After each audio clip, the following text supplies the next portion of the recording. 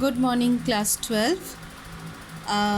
As we took classes before of the previous notes or the previous topic, air pollution monitoring program, the different programs, their characteristics, okay, that means we end up with page 63 up to this.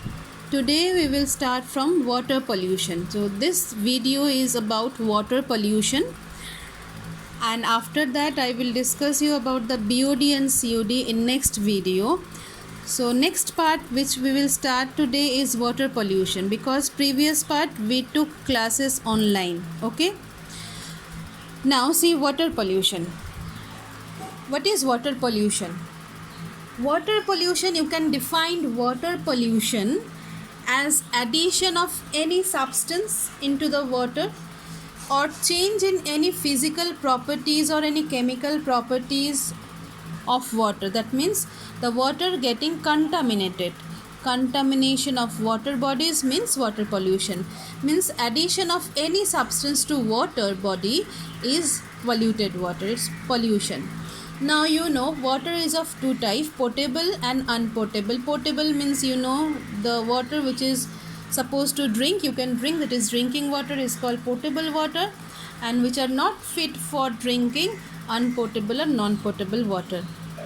Okay, the potable water, it maintains good health, but non-potable water, it is used but not for drinking water, but for other purposes like gardening, washing and cleaning purpose. You can use unpotable water.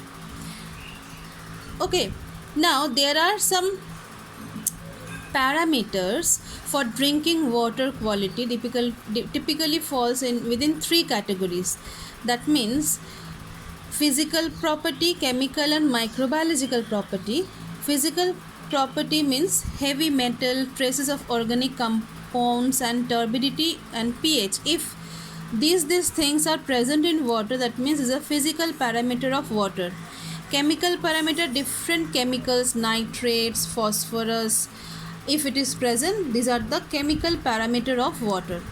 And microbiological means different bacteria, viruses, coliform bacteria are the major form which is present in water, due to which many gastroenteritis problem occur in our body, and presence of any virus and protozoa is the microbiological parameter of water. Okay, we have to measure if your water is potable or unfit for drinking. You can measure three parameter. By this measuring by this three parameter, you can say that yes, it is potable, it is unpotable. If all these are present, that means it is not potable. If these are absent, then it is potable. That is why these are the parameter for drinking water quality, drinking water. Okay, or the quality typically falls within these three categories. Now come to types of water pollution. There are mainly three types of water pollution. Surface water pollution. Under surface water pollution, the rivers comes, lakes, oceans. These are all present in the surface of the earth. That is why surface water pollution. Simple. Marine water pollution means the seas and oceans are falls under this category. And in groundwater pollution, different wells, underground water falls under groundwater pollution. So types of water pollution, there are three types of water pollution: surface water pollution, marine water pollution and groundwater pollution. Now we have to know what are the contaminants of these water or water. Different pathogens which falls under the biological parameter, the different organic and inorganic that falls under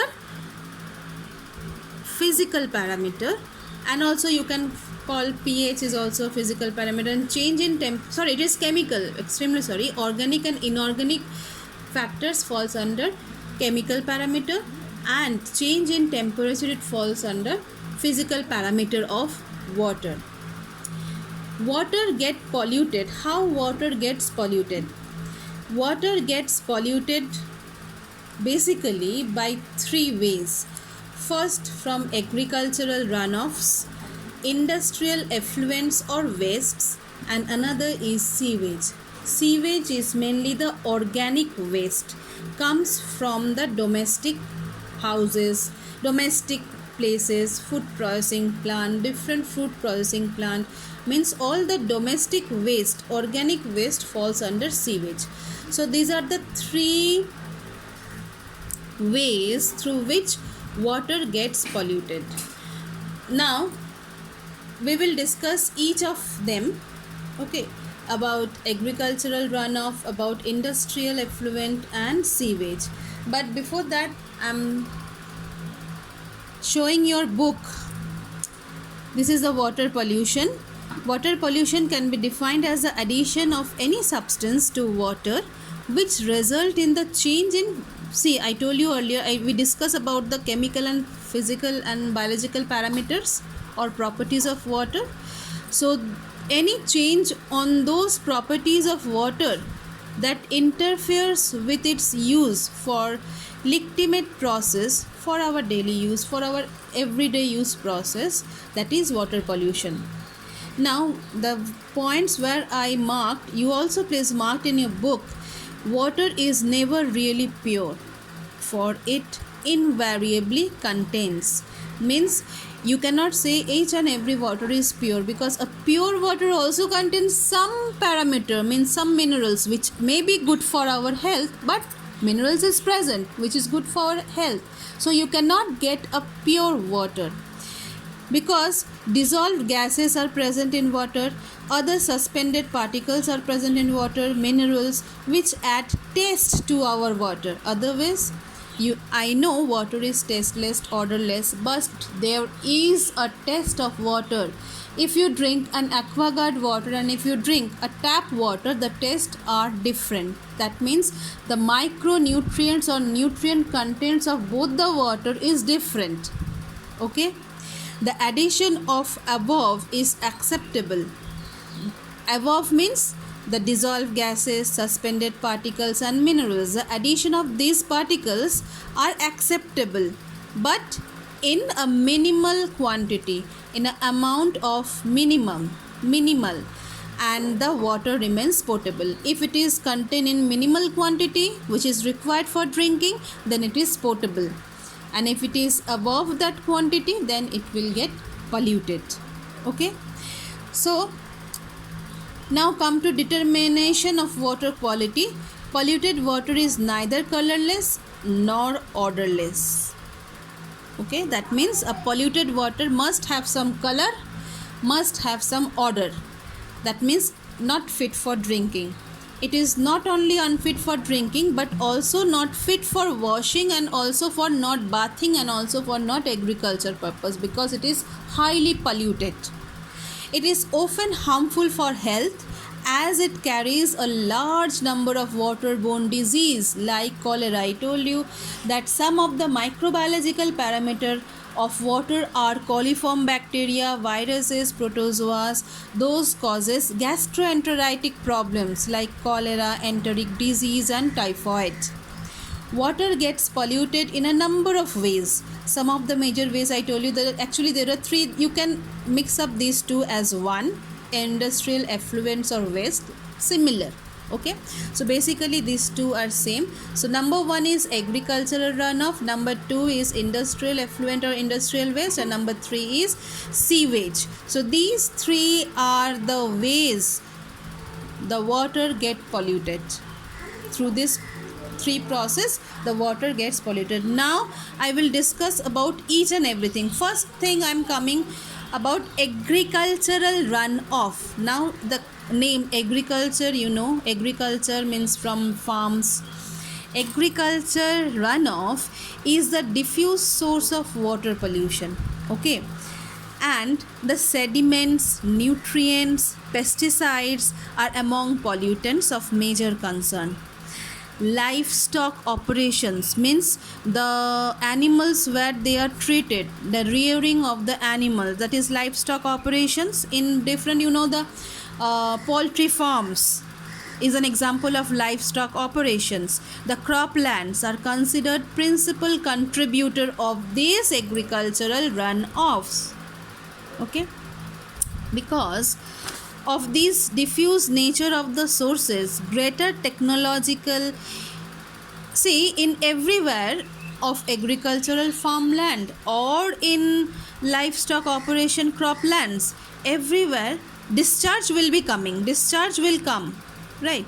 But there is a great, for reducing this, if you want to reduce the agricultural runoff, you need a greater technological and economic and administrative efforts are required to control agricultural runoff.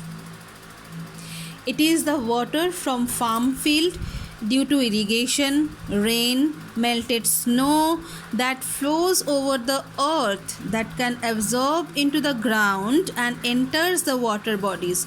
That means from farmland it is entering into the different water bodies. It can be loaded with many pollutants like nitrogen, phosphorus, many nutrients from manure, and synthetic fertilizers. These are the different pollutants coming from agricultural runoff to different water bodies.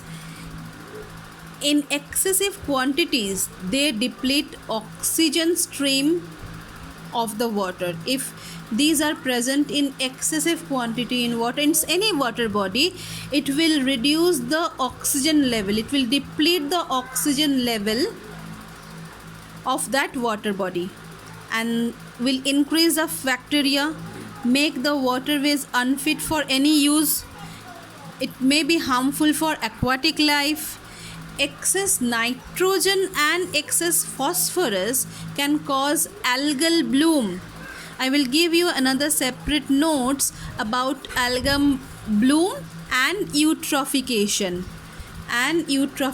These two are related to each other. So in another video I will give you notes. Okay. So excessive, just now you remember about nitrogen and phosphorus. These two causes algal bloom in water body that can be toxic to human, livestock and fish. Now come to industrial effluents. Now in your book sewage is present, a small paragraph of sewage is there, so I am not going to give you a notes on sewage, as because these two are not here. I will give you notes on these 2 points, agricultural runoff and industrial waste. Now come to industrial effluents and industrial waste. See, industrial effluents or industrial waste are characterized by abnormal turbidity. Turbidity means I'm showing you. If your book come hazy like this, okay, it means the water is turbid. Means it has a color hazy type, turbidity of water. Okay, next, conductivity. COD means chemical oxygen demand, BOD biological oxygen demand, and total hardness. These are the characteristic of industrial effluents. Water effluents rich in decomposable organic matter and is primarily the cause of organic pollution. The metals from metal industries discharge various metals, metallic oxides, and causes metallic pollution in water. The toxic metal may cause enteric disease and mental disorder in humans. Okay, I'm all talking about industrial effluent. Now, industrial effluents are one of the major source of direct and continuous input of pollutant into the aquatic ecosystem. It is a major source of aquatic ecosystem, pollution in aquatic ecosystem. It is the water produced by industrial activity, which includes any material that is rendered useless during manufacturing process. Means in industries, if all the useless manufacturing প্রসেসে যেগুলো useless হয়, means useless water in useless materials, they all comes into the water body, such as the factories, industries, mills, mining operations. Types of industrial waste include dirt, gravel, metal oil, solvents, chemicals. Industrial waste may be solid, may be solvent, or chemical, or gas. It can be treated. Yes, now these waters can be treated and it can be made pure through various treatment. We call it as water treatment. Another video I will make about water treatment, but till now, for today, it is about water pollution, agricultural runoff, industrial effluents, and sewage. Now come to sewage. Sewage is mainly the organic waste from the domestic waste and food processing plants, which enters the water as pollutant. There is a tendency, particularly in developing countries, to use water bodies as dumping ground. Yes, we generally used to throw everything in water. See the Ganga of our country. All water bodies have self-rejuvenating ability. Means self-rejuvenating means self-preparing, self-cleaning activity ability. However, when water is excessively added with pollutants, it is no longer able to rejuvenate or recycle the waste, and its ability get lost. Okay, in next page I'm coming to your book. In next page, the process of this recycling is brought about microbes. Recycling means that wastewater treatment, which decompose organic waste aerobically. The amount of oxygen needed for decomposition increases dramatically. In order to contain water pollution, it is necessary to measure the pollutants in water. Now, the treatment, there are different treatment plants. We called it as wastewater treatment. In next video, I am preparing another next water treatment process. Thank you.